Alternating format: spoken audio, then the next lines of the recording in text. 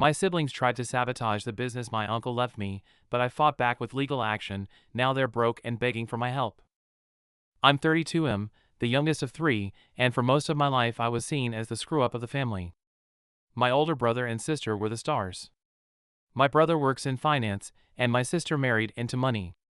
They were everything my parents could brag about. Meanwhile, I bounced from job to job trying to find something that clicked. To my family, I was just drifting, wasting potential. As my dad put it, honestly, I got used to being the one they didn't take seriously. But things changed last year. My uncle, who was kind of the black sheep of the family himself, passed away. He wasn't close to my parents, but he and I always got along. He owned a small but successful auto repair shop that he built from the ground up. He taught me a lot growing up. Let me hang around the shop during summers. When he passed, I never expected he'd leave the business to me. But he did. And that's when things started to get real. My family was shocked.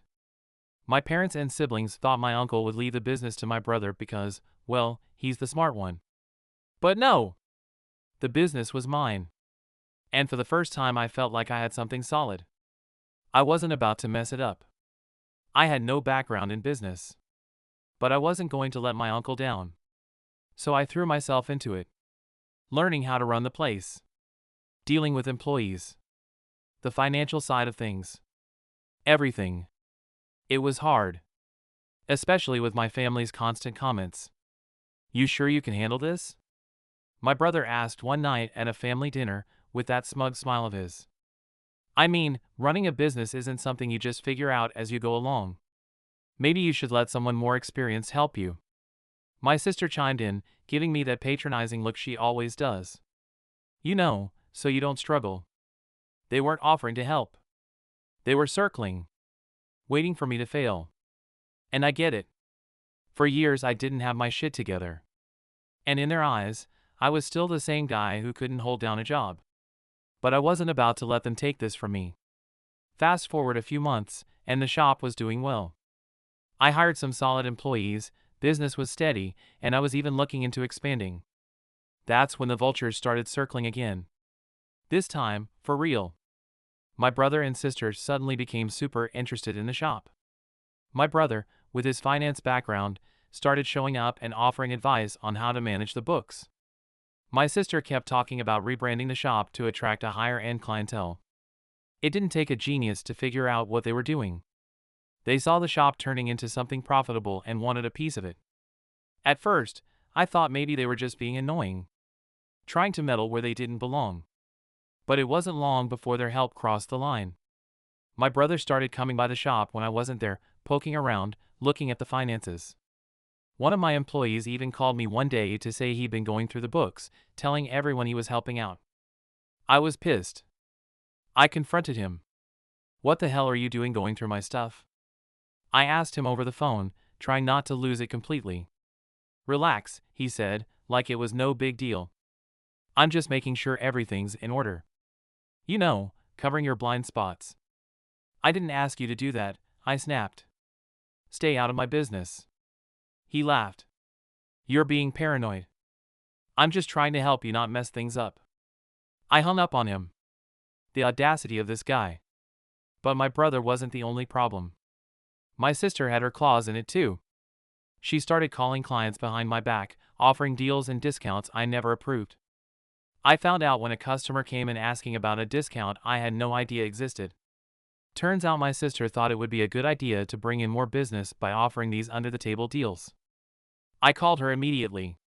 "What the hell are you doing? You're not part of this business.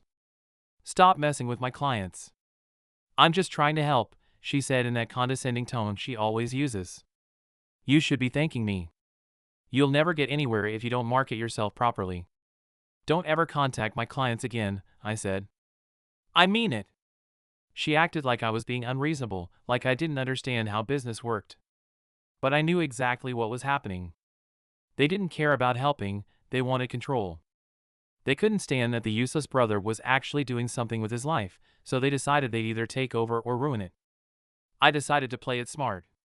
I hired a lawyer and started documenting everything. Every visit, every unauthorized deal, every time they went through my financials without permission.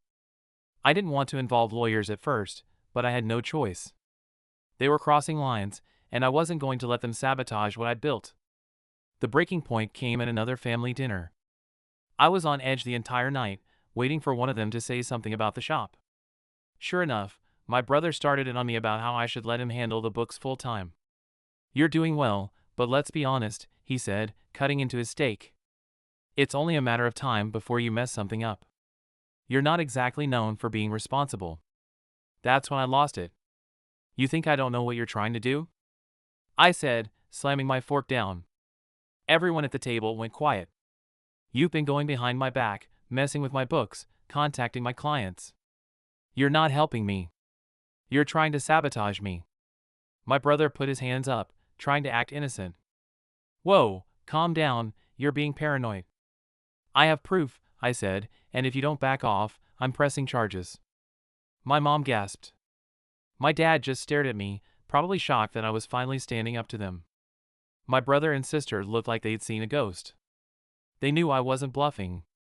"You're not serious," my sister said, her voice shaking a little. "We're family." "Yeah, and that's why you should have stayed the hell out of my business." There was a long silence.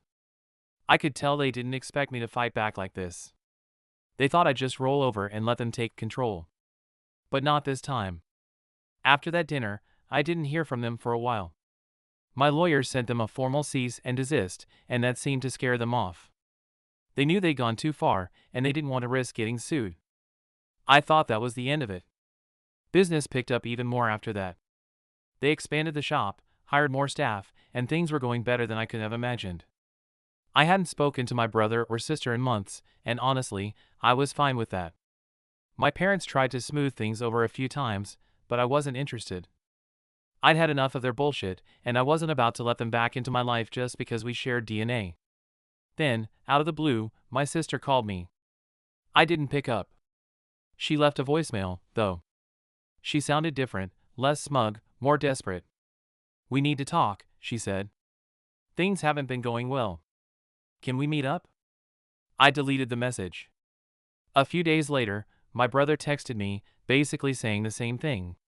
He'd lost his job, and my sister's husband had made some bad financial decisions. They were both broke, and now they wanted my help. The irony wasn't lost on me. These were the same people who tried to sabotage me, who never believed I'd amount to anything. Now they were coming to me, the useless kid, for help. I thought about it for a while. Part of me wanted to tell them to screw off, to rub it in their faces that I was the one doing well while they were struggling. But instead, I sent them both the same message.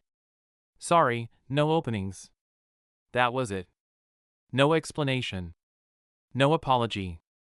Nothing. I haven't heard from them since. My parents keep trying to get us to reconcile, but I'm done. They made their choices, and now they have to live with them. I'm not going to be their safety net just because things didn't go their way. I've learned something through all of this. Sometimes, family isn't about blood. It's about respect, and if they don't respect you, they don't deserve your help. So yeah, that's how I ended up owning a business, almost getting sabotaged by my own siblings, and coming out on top. If you're dealing with entitled family members, just remember, you don't owe them anything. If you like this story of family drama and karma, hit that subscribe button.